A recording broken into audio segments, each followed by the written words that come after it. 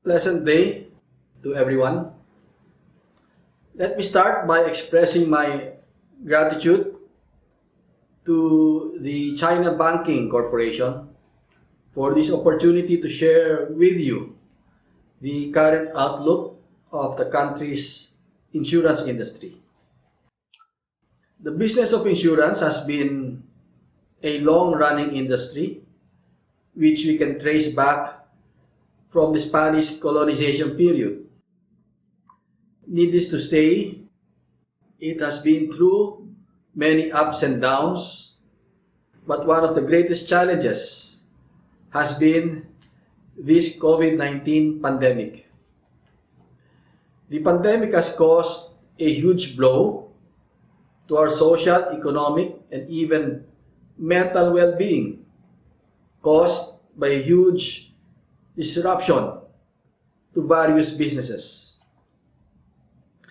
The insurance industry has not been spared, but with determination and harnessing the right resources, we were able to carry on. We are grateful because we have the support of our regulated entities, which allowed us to issue and implement circulars without fuss and enabled us to provide assistance to the insuring public while strengthening the insurers themselves. We are also thankful because even before the pandemic, we have begun the digitalization of some of our processes. As we all know, technology has been the key to survival for almost all activities in the past many months. Our friend George Mina of the Philippine Life Insurers Association, or PLIA, will tell you how the industry has been faring up until the middle of this year.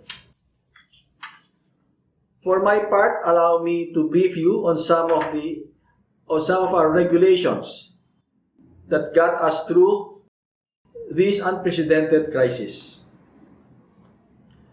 Some existing regulations by the Insurance Commission are meant to provide financial cushion against adverse events that can result to deviations from best estimates and negatively impact the insurance company's financial condition. Examples of such regulations are the valuation standards for reserve liabilities, the risk-based capital, and the increased minimum net worth requirement for insurance companies. The valuation standards requires insurance companies to set up additional reserve liabilities to cover for uncertainties in future estimates. The risk-based capital requires insurance companies to increase their capital through risk charges to account for risks on insurance liabilities and catastrophe risks. Lastly, the increased net worth requirement ensures that insurance companies are well capitalized and capable of delivering their commitments to policyholders. In consideration of our situation, the Insurance Commission provided regulatory relief to the industry, allowing respite from the impact of the pandemic. On March 2020, immediately after the crisis hit, we issued Circular Letter number 2020-21 to put on hold the issuance of cease and desist orders for companies who fell short of the 900 million pesos minimum net worth requirement, which took effect on the end of December 2019. The Insurance Commission, however, still monitors the Insurance Commission's, or rather the insurance company's, financial condition on a quarterly basis and will not allow companies to declare dividends when they have not complied with the minimum net worth requirement. The Insurance Commission also recognized the effect of the pandemic on the liquidity of consumers and companies. The Insurance Commission released Circular Letter number 2020-18 encouraging insurance companies, HMOs, and pre-need companies to provide additional grace periods for payment of premiums to policyholders. In addition, Circular Letter 2020-58 provides regulatory relief on the admittance of premiums over 90 days due in the computation of their net worths. The Insurance Commission has been aware of the insurance company's limited investment options.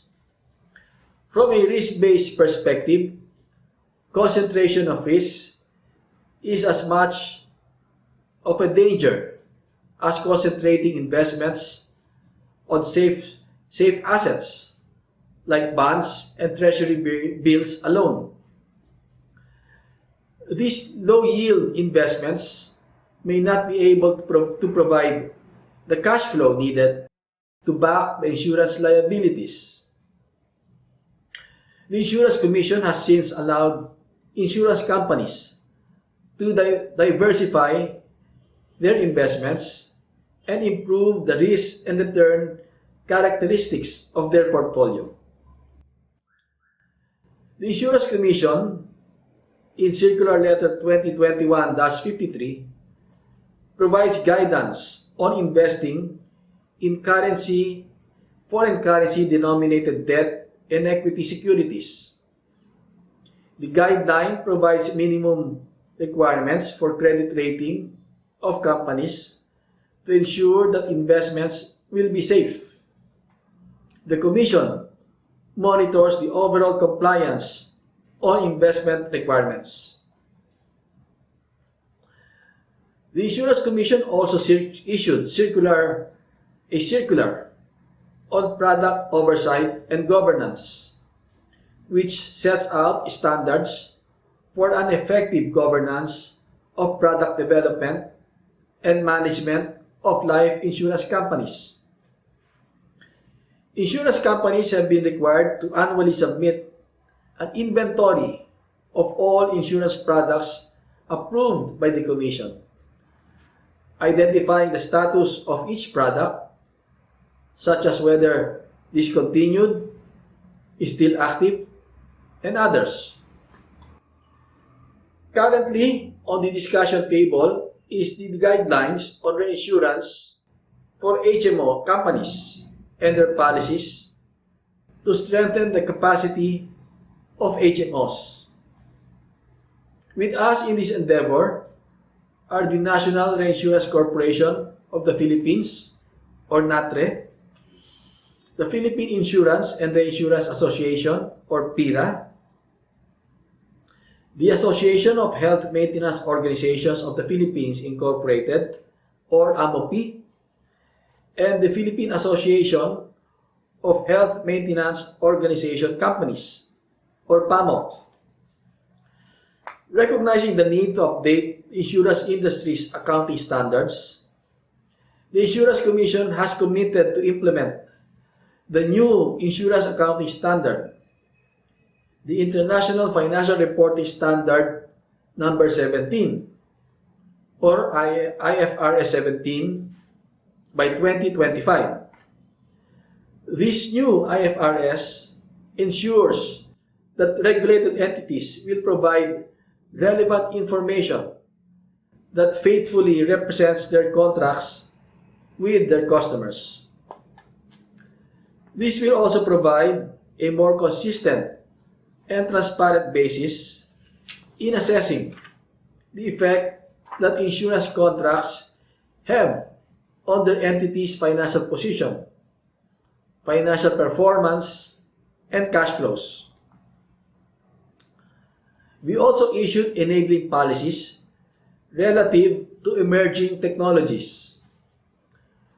One of the challenges that we faced in the onset of the pandemic is the resulting lockdown and travel restrictions. Businesses, including insurance companies and other financial service providers we supervise, had to close their offices for quite some time. This affected their capability to prepare the documents and reports to be submitted to the Commission. The business disruption also affected their day-to-day operations and transactions. In answer to this, the Commission required the online submission of reportorial requirements from our regulated entities. We also moved and adjusted the deadlines for the filing of necessary reports in order to give companies more time to process their documents. As we gradually learn to live with the so-called new normal, our regulated entities and the Commission itself had adopted work from home setup and other alternative work arrangements in order to keep the operations going while still adhering to the basic health and safety protocols. Aside from travel restrictions, social distancing measures were also being imposed, which limits our social and personal interactions. With this, the traditional face-to-face selling of insurance products became impracticable. As a resolution, the Commission allowed the remote selling of insurance products through the use of video conferencing and other technologies that support remote communication. Recognizing the benefits derived from this, the Commission has institutionalized the remote selling as a permanent mode of selling insurance products. To better maximize the online platform, insurance companies tap into the online insurance market to distribute their products. Several insurance companies launch their products through their own e-commerce platforms, and some forge tie-ups and affiliations with online marketplaces such as Shopee and Lazada, and mobile wallet apps such as GCash. Another pressing matter that we have to consider was the suspension of insurance agents' qualifying examinations.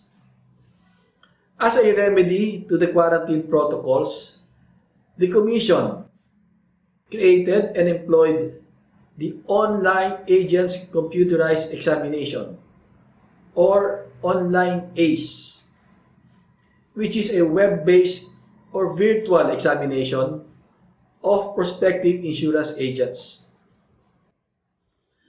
The downside to the increased digitalization of the society is that we have also witnessed increased attempts to infiltrate critical cyber infrastructures. Thankfully, the Insurance Commission has not yet encountered any severe data security incident as of this date. We strive to protect our data by regularly assessing and monitoring the security measures we have implemented on our system and hardware equipment. To help protect our regulated entities, the Commission issued a circular directing our regulated entities to strengthen their cyber defenses while reminding them to comply with DPA, data protection provisions such as the implementation of privacy and data protection measures and data breach reporting. With the industry's continued reliance on the use of technology, we are aware that innovations in technology will continue to abound. Anticipating this, the Commission issued a set of guidelines on the adoption of a regulatory sandbox framework for InsurTech innovations. A regulatory sandbox is a framework set up by a regulator that allows tech startups and other innovators, such as insurance companies, to conduct live experiments in a controlled environment and designed to incubate innovation in a relaxed but safeguarded environment. It provides a symbiotic environment for innovators to test new technologies and for regulators to understand their implications on the industry and its consumers. To date, the Insurance Commission has received 2 applications for the sandbox. As we can see, the challenges brought about by the pandemic are interconnected. Amidst these challenging times, the Insurance Commission remained dedicated to promulgating sound policies that would help resolve these issues and make things work for the betterment of the industries we regulate. With what we have accomplished despite of, or maybe because of, the pandemic, and given that restrictions are easing and life is getting back to normal as can be hoped for, we are confident that the insurance industry will continue its trajectory of growth. Let me take this opportunity to thank you and our other banking partners for your abiding support to the insurance industry. Based on 2020 statistics, banking institutions accounted for 36% of our life insurance premiums. This is a big help, not only for our industry, but more so for our public who don't always realize the value of getting insured. I sincerely hope that their policies benefited them in their hour of need. We assure you that our commitments have not faltered. The insurance business remains strong, vibrant, and reliable, ably and actively securing life and properties and health in these vulnerable times. Once again, thank you. Let us continue working together for a better and brighter future for our financial industry. Salamat po.